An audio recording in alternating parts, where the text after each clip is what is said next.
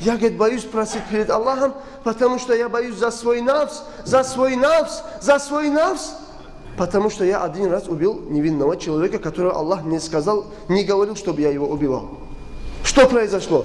Однажды один из Бану Исраиль воевал, дрался с человеком из Фирауна, из народа Фирауна, из Кипты. И этот человек этого Фирауна избивал Бану Исраиль. Из Бану Исраилев этот человек увидел пророка Муса, как он проходил, и сказал: «Я Муса, меня избивает, убивает, мне помоги». Пророк Муса, алейхиссалям, пришел один раз, ударил этого человека, от этого одного удара он умер. Он его не хотел убивать, но случайно умер. Аллах, говорит, мне не говорил, говорит, чтобы я его убил, но он, говорит, умер. Из-за этого, говорит, я боюсь сегодня за свой нафс. «Изхабу иля гайри, изхабу иля Иса». Пророк Муса, алейхиссалям, говорит: я, говорит, сегодня вам шафаат делать я не могу, я боюсь Аллаха, боюсь сам за себя. Идите к пророку Иса, алейхиссалям. Этот весь Арасат, все люди собираются, идут к пророку Иса, алейхиссалям. Говорят: я Иса, ты же видишь, говорит, то состояние, в котором мы пребываем. Сколько можно, говорит, в таком состоянии пребывать? Хотя бы ты попросил у Аллаха, чтобы Аллаху Та'ала начал хисаб суал. Пророк Иса, алейхиссалям, говорит: сегодня, говорит, Аллах сильно разгневан. Я сегодня боюсь за свой нафс, потому что, говорит, когда я покинул, Аллах меня возвысил в небеса, мой народ, говорит, поклонялись мне и моей матери, как двум богам наряду с Аллахом. Мой народ сказали, что есть три бога: Аллах, Иса, Марьям. Вот за то, что мне поклонялись как Богу, говорит, я сегодня, говорит, боюсь перед Аллахом за вас делать шафаат. «Изхабу иля гайри, изхабу иля Мухаммад». Идите, говорит, к другому, идите, говорит, Мухаммаду, саллаллаху алейхи вассалям. Когда этот народ потерял надежду от пророка Адама, Ибрахима, Муса, Нуха, Ибрахима, Муса, Иса, обращаются, поворачиваются к пророку, алейхиссалату вассалям. И когда посланник Аллаха, саллаллаху алейхи вассалям, видит, как этот народ идут к нему просить шафаат, в одних хадисах сказано, он говорит: «Ана лаха, о народ, идите ко мне, я тот, которому дано сегодня право делать шафаат». И тогда пророк, саллаллаху алейхи вассалям, говорит: «Фаакуму фаати тахта ал-арш». Я, говорит, стану, пойду под аршем. «Фаакау саджидан ли Рабби азза ва джалла». Я, говорит, сделаю суджда перед Всевышним Аллахом. «Сумма яфтаху Аллаху алейя ва юлхимуни мин махамидихи». Аллах, говорит, откроет в моем сердце такие восхваления для Всевышнего Аллаха, которые, говорит, Аллах не открывал никому до меня и не откроет никому после меня. Сделаю, говорит, восхваление Всевышнего Аллаха под аршем. И тогда Аллаху Та'ала, говорит, скажет: «Я Мухаммад, саллаллаху алейхи вассалям, ирфа расак, саль ту'та, ишфа тушафа». О Мухаммад, скажет Всевышний Аллах этот день, подними твою голову, сужда. Ишфа, делай шафаат, о Мухаммад, говорит Аллах пророку, саллаллаху алейхи вассалям, и твой шафаат будет приниматься сегодня. Фаакулу, тогда я скажу: «Я Рабби уммати, уммати, я Рабби уммати, уммати, я Рабби уммати, уммати». И тогда я буду говорить: «О мой Аллах, спаси сегодня мой уммат. О мой Аллах, спроси сегодня мой уммат. О Аллах, спаси мой уммат, уммат спаси, о Аллах». Буду, говорит, я просить перед Всевышним Аллахом. Тогда, говорит, мне будет сказано: «Адхил мин умматика ман ла хисаба алейхи мин аль-бахабил айман мин абуабил джанна». Ты заведи свой уммат, которым нету хисаба, суала, допроса, без допроса, который заходит в категорию людей из своего уммата, заведи их с правых сторон, с правых ворот рая, и как они зайдут с правых ворот рая, также они, говорят, зайдут одновременно из 8 ворот рая. «Вахум шуракау наси фима сиваху мин аль-абуаб». ثم قال: والذي نفسي بيده لما بين مصرعين من مصارع الجنة كما بين مكة وهجر أو كما بين مكة وبصرى. أخرجه في الصحيحين بمعناه واللفظ لإمام أحمد. И между двумя створками рая будет, говорит, расстояние, как будто бы от между Мекки и Хаджа, или же от Мекки до Бусра, вот такое расстояние, говорит, будет между, значит, створками райских ворот. Завтра судный день. И особенности пророка, саллаллаху алейхи вассалям, заступничеством посланника Аллаха, саллаллаху алейхи вассалям, Аллах из уммата Мухаммада, саллаллаху алейхи вассалям, отправляет определенное количество людей в рай без хисаба, без суала. Заступничеством пророка, саллаллаху алейхи вассалям, будут выведены из ада те люди, которые зашли в рай, то есть зашли в ад за свои грехи. Этих людей тоже будет спасать именно Расулуллах, саллаллаху алейхи вассалям, от ада. Аллаху Та'ала будет отправлять пророка, саллаллаху алейхи вассалям, в ад раз за разом, скажет: выведи из рая того, из ада того, у которого есть размером динара иман. Выведи из ада того, у которого есть половина динара иман. Выведи из ада того, у которого есть размером маленького зернышка иман. Возьми, заходи в ад и выведи из ада тех людей, у которых есть меньше, чем даже одно маленькое зернышко имана. Этого человека тоже выведи из ада. Затем, говорит, обитатели ада будут упрекать тех людей, которые сказали один раз «Ла иляха илляллах», но не совершали ни одно хорошее деяние. Обитатели ада будут их упрекать и скажут: вы же сказали здесь в мирской жизни «Ла иляха илляллах». Почему же вы вместе с нами вы остаетесь в аду? Тогда Аллаху Та'ала говорит: о Мухаммад, саллаллаху алейхи вассалям, кто сказал один раз на земле «Ла иляха илляллах», пойди этих людей тоже, говорит, выведи из ада. И пророк, саллаллаху алейхи вассалям, зайдет, значит, в ад, и этих людей будет выводить из ада.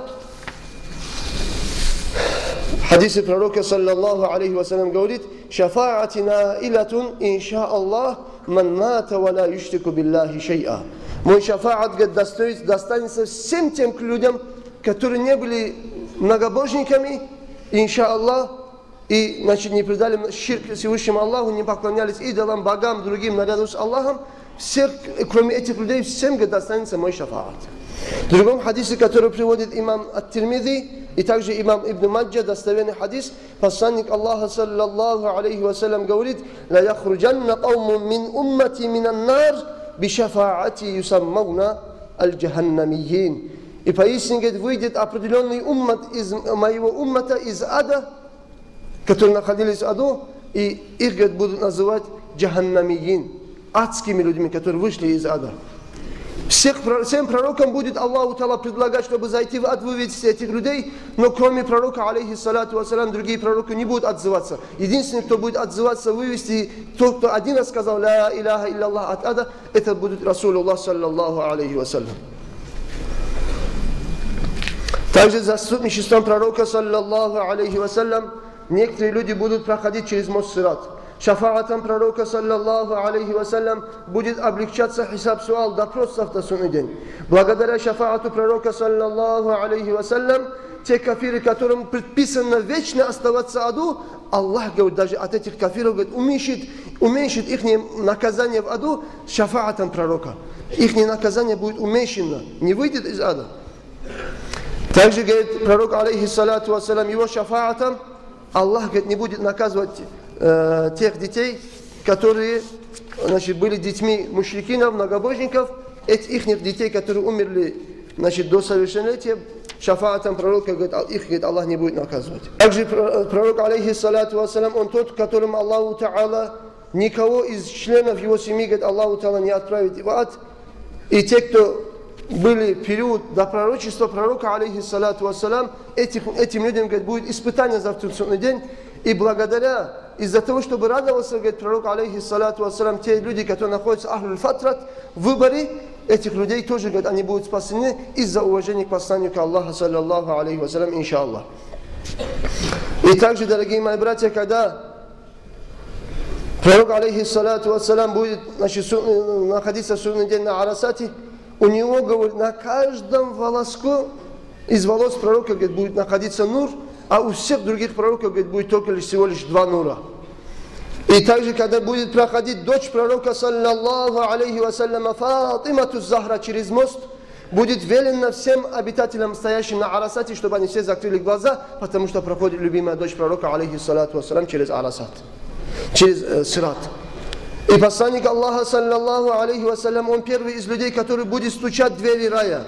Посланник Аллаха, саллаллаху алейхи вассалям, первый человек, который зайдет в рай. После него зайдет Фатимату Захра вместе с группой уверовавших женщин. Также Аллах дал именно посланнику Аллаха, саллаллаху алейхи вассалям, реку, называемую Аль-Каутар. И также водоем посланника Аллаха, саллаллаху алейхи вассалям, судный день будет самым большим водоемом, самым широким, самым большим, и больше воды будет в нем, и больше будет кружек возле этого водоема. Также пророк, саллаллаху алейхи вассалям, Аллах говорит, значит, его поднимет на самый высокий макам, аль-василят, макам аль-махмуд, который, говорит, Аллаху предназначил только лишь для одного человека.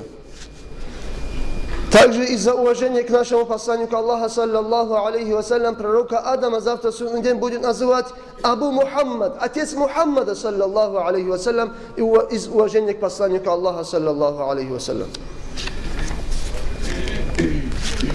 Также, дорогие мои братья, пророк, саллаллаху алейхи вассалям, именно нашему посланнику Аллаха дано право, чтобы его уммат читал Коран, и количеством аятов Корана будет степени в раю. Чем больше будет уммат Мухаммада, саллаллаху алейхи вассалям, читать Коран, настолько будут возвещаться завтра судный день в раю их степеня. И других пророков книги, говорит, читаться там не будут. И не будут разговаривать в раю только лишь как языком пророка, алейхиссалату вассалям, язык обитателей рая будет арабский язык. Из-за уважения к посланнику Аллаха, саллаллаху алейхи вассалям. В хадисе пророка, алейхиссалату вассалям, сказано: «Ана ауалу ман якра'у баб аль-джаннати, фаякулу аль-хазину, фаякул, ман ант, фаакулу ана Мухаммад, фаякулу, акуму фаафтаху лака, валам акум ли ахадин каблак, вала акуму ли ахадин ба'дак». Когда, говорит пророк, алейхиссалату вассалям, говорит, первым человеком, который будет стучать в ворота рая, говорит, буду я. Когда, говорит, я постучу в ворота рая, хранитель рая Ридван станет и скажет: кто это возле ворот? Скажу, говорит, я Мухаммад, саллаллаху алейхи вассалям. Тогда, говорит, ангел-хранитель рая скажет: о Мухаммад, саллаллаху алейхи вассалям, только лишь тебе первым разрешено мне открывать эти ворота рая. Только лишь ради тебя я стою, когда я, значит, буду открывать ворота рая, и никогда я не буду вставать ни для кого, кроме как для тебя, о Мухаммад, скажет обитатель рая, хранитель рая Ридван, и с первым, говорит, откроет ворота рая для нашего посланника Аллаха, саллаллаху алейхи вассалям. Дорогие мои братья, как можно не любить посланника Аллаха, саллаллаху алейхи вассалям? Как можно не жаждать и не стремиться увеличить свою любовь к этому любимцу посланнику Аллаха, саллаллаху алейхи вассалям, который заботился о нас при рождении, во время жизни, когда покидал этот день, эту мирскую жизнь, когда встает из могилы, судный день, всегда он просит уммати, уммати. Такого милостивого, такого милосердного, такого сострадательного пророка, алейхиссалату вассалям, разве можно не любить, дорогие мои братья? Поэтому мы все хотим быть из любящих пророка, алейхиссалату вассалям. Если хоть мы его не любим полноценно, но хотя же мы должны быть из тех людей, которые любят, которые желают стать из тех людей, которые любят пророка, алейхиссалату вассалям. И что для этого надо делать? После каждого намаза, дорогие мои братья, делайте дуа. Когда пойдете суждать, делайте дуа, чтобы Аллаху Та'ала в наших сердцах увеличил любовь нашему посланнику Аллаха, саллаллаху алейхи вассалям, потому что мы пока не станем его любить больше своего нафса, наш иман неполноценный. Вассаламу алейкум ва рахматуллахи ва баракатух.